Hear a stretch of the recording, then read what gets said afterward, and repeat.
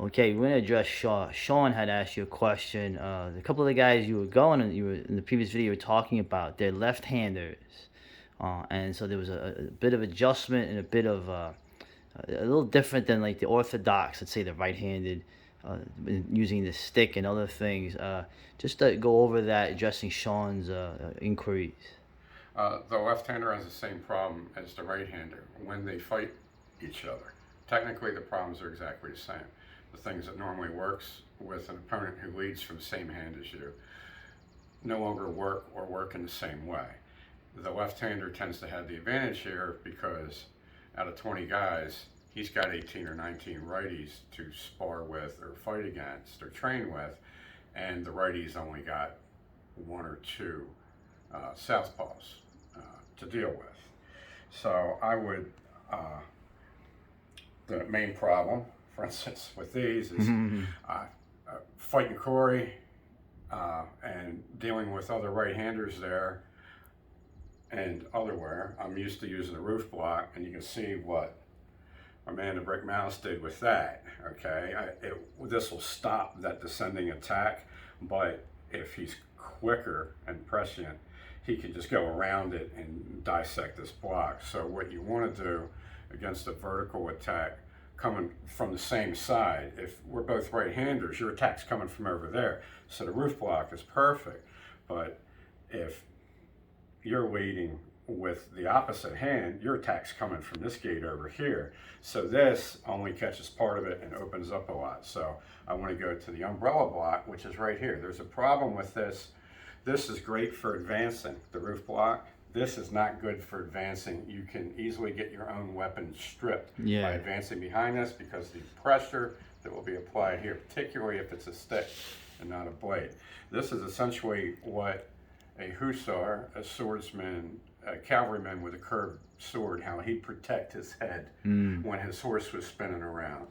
And when I'm sparring with Portland Joe, he has a tendency to get behind me. I let him get behind me and do this, and then come back around, so because he's got quicker feet than me.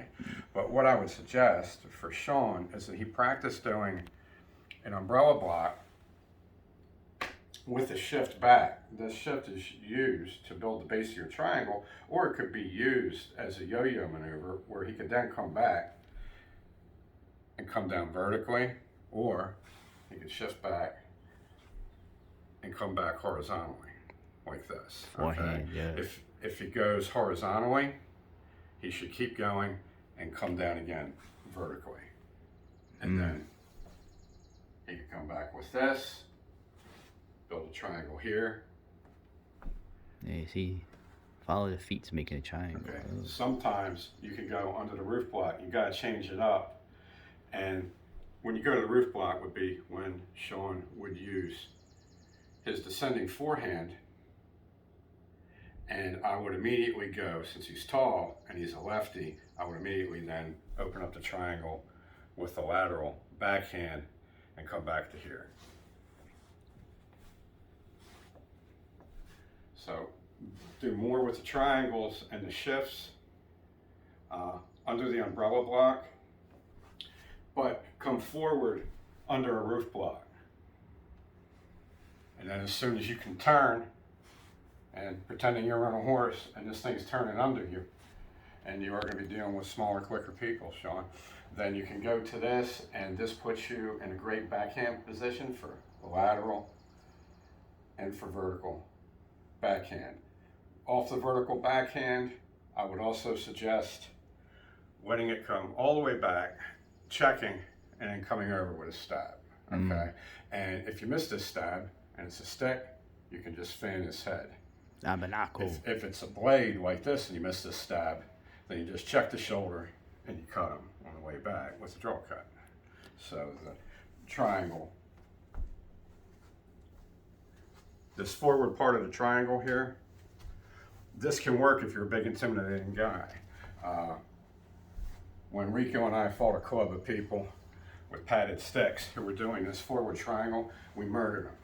But they weren't big imposing guys. If you're the big imposing guy, you can do this forward triangle